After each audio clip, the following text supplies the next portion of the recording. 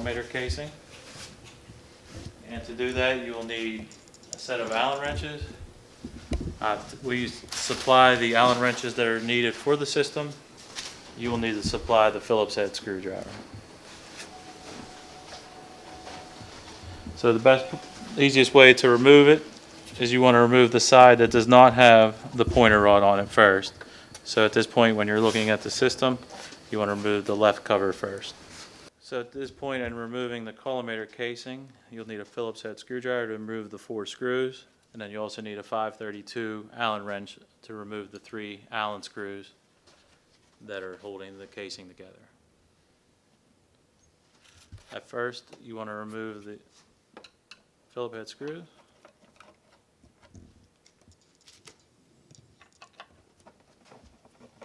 And you only want to remove the 2 on the left side. And now we are ready. We could use the Allen wrench to remove the 3 Allen screws.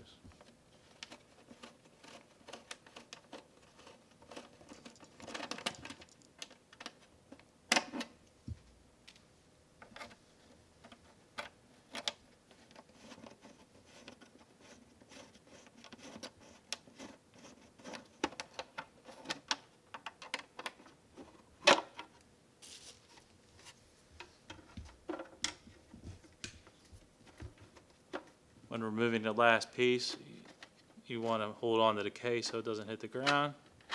Once you have it out, remove the side of the casing.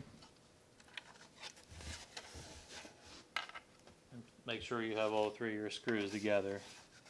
So you lose it, you put it to the side, and now we can remove the other side of the case by removing the 2 Allen screws. So now we're going to go ahead and remove the Phillips head screws. This piece also has the pointer rod in it, so it won't fall out. Just hold on to it while you remove the screws just to be certain. Now when you remove this piece, inside you want to loosen the screw that's holding the pointer rod, and then you need to slide down the pointer rod past the holding so you can remove the casing. Place that to the side, and now we're ready to insert the detector. So you grab your probe detector, then you grab your probe base.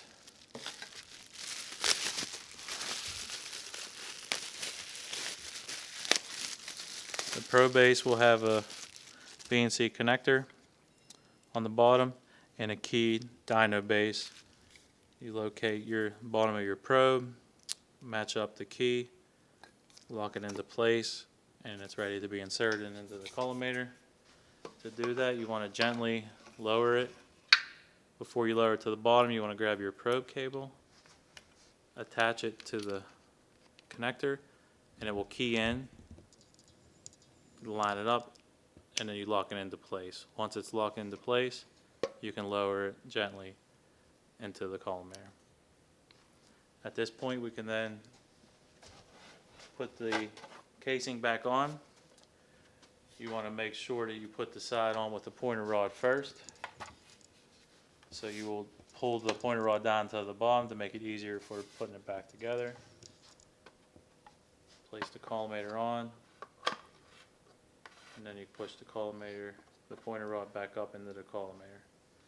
Once that's into place, you want to line up your screws, and we want to put in our Phillips head screws. Now we don't want to put them in all the way, just a little bit until we have everything lined up.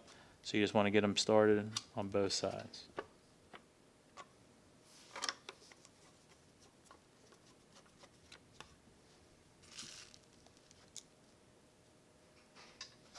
Once you have both screws lined up, like I said, you don't want to put it all the way in.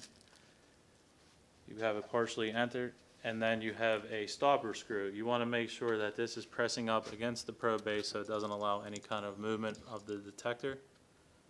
Once we confirm that, we are ready to put on the other side of the casing. We grab the other side. You want to make sure, if the cable is a little longer, you just want to make sure that it's out of the way and it's not hanging down covering this up, it will cause it not to line up exactly. So the best thing to do is kind of gently twist it a little. Try to push it a little out of the way, that's fine, as long as it's not down in this area. Once you get that lined up, you put in the other 2 Phillip head screws.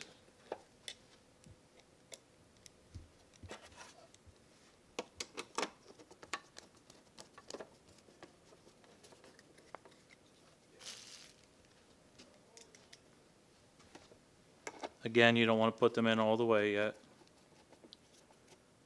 Once you have them in there, and then we can put in the Allen screws.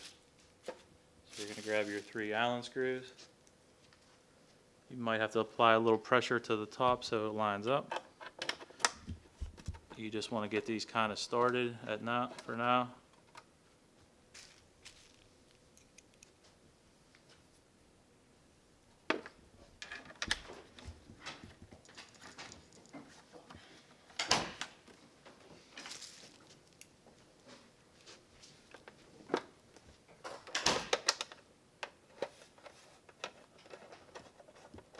Once all 3 Allen screws are then inserted, at this time we could then tighten everything up.